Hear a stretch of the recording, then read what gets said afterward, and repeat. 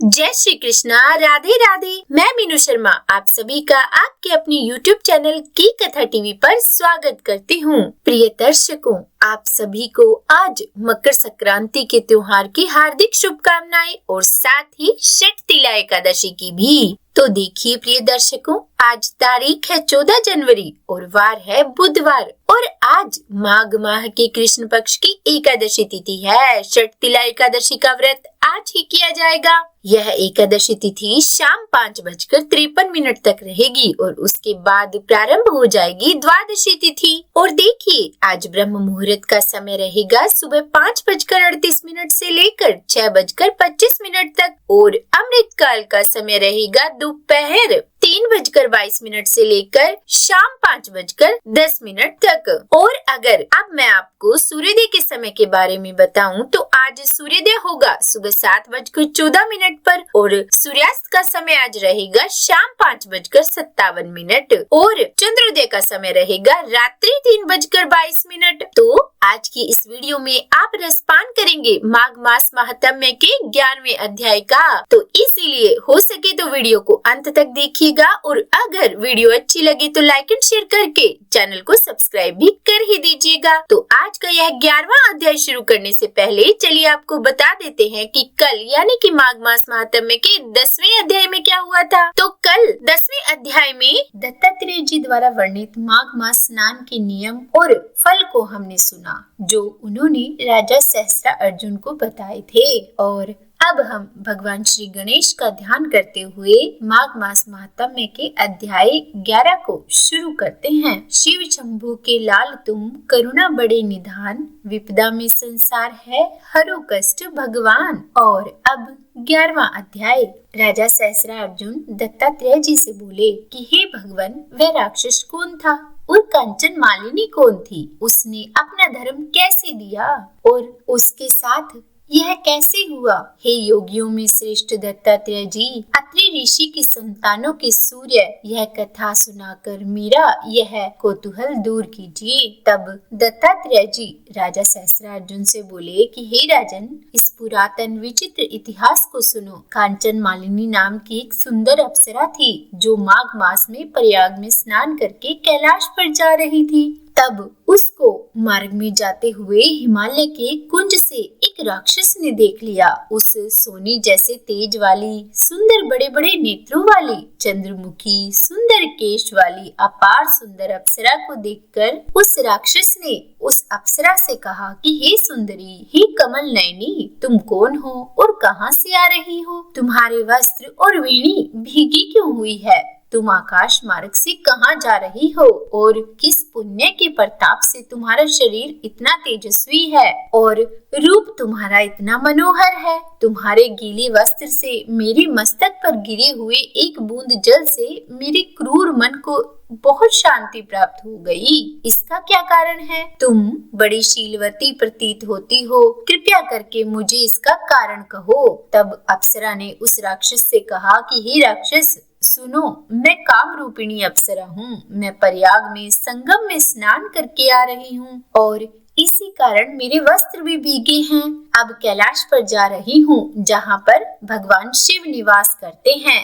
त्रिवेणी के जल से मेरी सब क्रूरता दूर हो गई और उसके ही पुण्य के प्रभाव से मैं इतनी सुंदर और पार्वती जी की प्रिय सखी हुई। मेरे पिछले जन्म का वृतांत, जो कि बहुत ही आश्चर्य देने वाला है, एक उदाहरण है जो मुझसे ब्रह्मा जी ने कहा था। सो उसे तुम भी सुनो। मैं कलिंग देश के राजा की वैश्या थी। रूप, लावण्य और सुंदरता में अपूर्व थी। मेरी सुंदरता पर सारा नगर मोहित था और मैंने अनेक प्रकार के भोग भोगे। अनेक प्रकार के वस्त्र और आभूषणों की घर में कोई कमी नहीं थी। मुझे पाने के लिए कई कामी पुरुष आपस में लड़ते हुए मृत्यु को प्राप्त हो गए।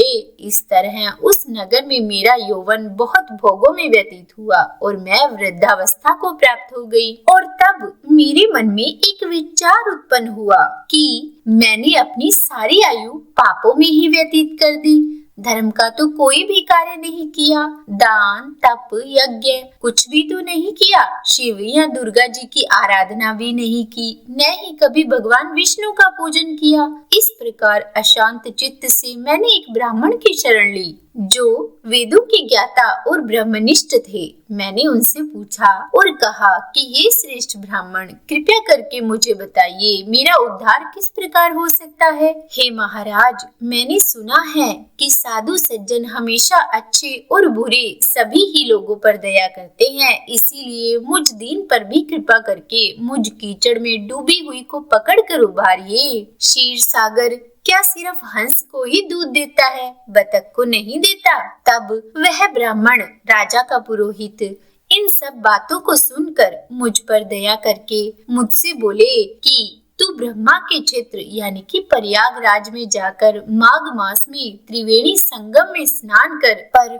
उस समय तुम अपने मन में कोई भी अशुभ क्रिया का विचार मत करना। पापों के नाश के लिए महर्षियों ने तीर्थ स्थान से अधिक और कोई प्रायश्चित नहीं बतलाया। प्रयागराज में स्नान करने से तू अवश्य पवित्र होकर स्वर्ग को जाएगी। हे भामिनी, अब मैं तुम्हें एक वृतांत सुनाता हूँ, ध्यान पूर्वक सुनो। पुराने समय में गौतम ऋषि की स्त्री को देखकर इंद्र ने काम के वशीभूत होकर कपट वेश में उससे भोग किया, इसीलिए गौतम ऋषि द्वारा इंद्र को श्राप दिया गया और जिससे उसका शरीर अत्यंत लज्जा युक्त होकर हजारों भागों वाला हो गया। तब इंद्र नीचा मुंह करके अपने किए गए पाप कर्म की स्वयं ही बुराई करने लगा और मेरु पर्वत के शिखर पर स्वच्छ जल वाले सरोवर पर एक स्वर्ण कमल से भरे हुए कोटर में घुस गया और फिर अपने पाप को धिक्कारता हुआ कामदेव की ही बुराई करने लगा कि काम ही सब पापों का मूल है, इसीलिए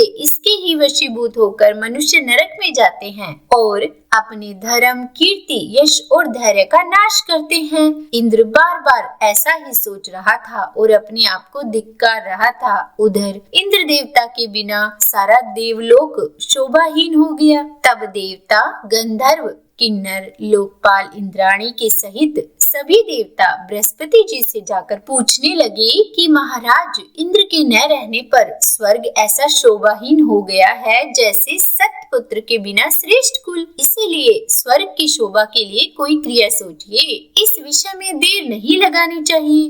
तब बृहस्पति जी उनसे बोले कि इंद्र ने बिना सोचे विचारे जो कर्म किया है उसका फल वह भोग रहा है, इसीलिए मैं यह जानता हूँ कि वह कहाँ है। फिर गुरुजी ने सबको साथ लेकर स्वर्ण कमलों से युक्त बड़े सरोवर में इंद्र को देखा, जिसका मुख मलिन और आंखें बंद थी। तब बृहस्पति जी ने इंद्र को पुकारा। तब इंद्र ने बृहस्पति जी के चरणों को पकड़कर कहा कि इस पाप से मेरा उद्धार कीजिए, मेरी रक्षा कीजिए। ये सुनकर बृहस्पति जी ने इंद्र से कहा कि प्रयाग में स्नान करने से ही तुम पाप मुक्त हो जाओगे। तब इंद्र सहित सबने ही प्रयाग में जाकर संगम में स्नान किया और त्रिवेणी स्नान से इंद्र पाप मुक्त हो गए।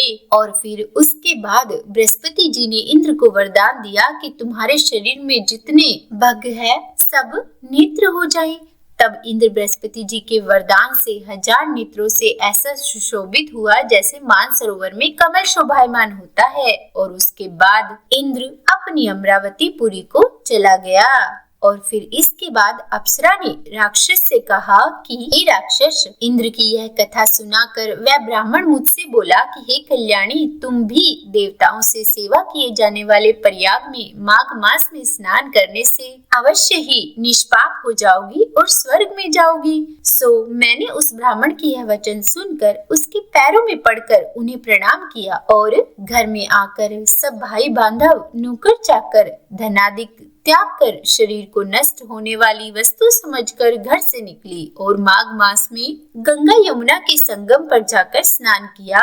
सो हे निशाचर, 3 दिन के स्नान से मेरे सभी पाप नष्ट हो गए और 27 दिन के पुण्य से मैं देवता हो गई। और उसके बाद मैं पार्वती जी की सखी होकर सुख से शिवलोक में निवास करती हूँ। इसीलिए अब मैं हमेशा प्रयाग के महात्म्य को याद करके सभी देवताओं के साथ माघ मास में प्रयाग स्नान करती हूँ। इसीलिए मैंने अपना यह वृत्तांत भी तुमसे कहा और अब तुम भी इस योनि में पड़ने और कुरूप होने का कारण मुझसे कहो। तुम्हारी दाढ़ी और मूछें बहुत बड़ी बड़ी हो गई है और तुम पर्वत की इस गुफा में वास करते हो। अब कंचनमाली राक्षस से सारा वृत्तांत सुनेगी और यही हम कल यानी कि माघ मास महात्म्य के 12वें अध्याय में सुनेंगे और जानेंगे कि राक्षस ने अपने बारे में क्या बताया। तो बोलिए विष्णु भगवान की जय।